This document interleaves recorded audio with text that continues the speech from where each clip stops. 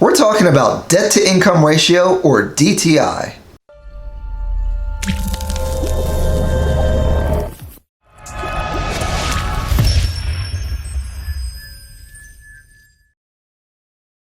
In this video, you're going to learn what debt to income ratio is and how you can calculate it on your own. Debt to income ratio is used as a snapshot to see if you can pay your debts.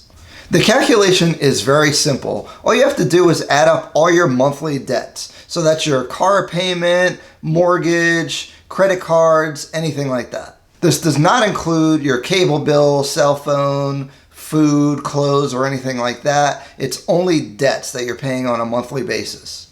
You also want to include the projected monthly payment of whatever you're applying for. So if it's a mortgage, you're going to want to add whatever the projection of the mortgage is into your debts as well. So you take the sum of those monthly debts and you're going to divide it by your monthly income, which we usually use your gross monthly income before taxes. So, for example, if all of your debts are $1,000 and your income is $2,000, your debt to income ratio is 50%. So basically, the lower the percentage, the better it is for you.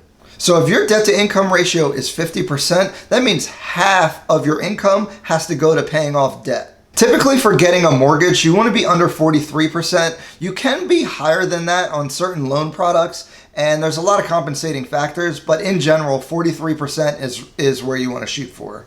So I hope this video helps you understand how to calculate debt to income, and I'll explain a couple of reasons why it's really important. A lot of times, I know that when I was first applying for mortgages, I was getting declined for this reason and no one explained it to me, so I had no way to strategize on how to improve that to qualify in the future. So with this knowledge, now you can use this information when you're planning to buy a home to make sure that you have the proper debt to income ratio to be able to qualify.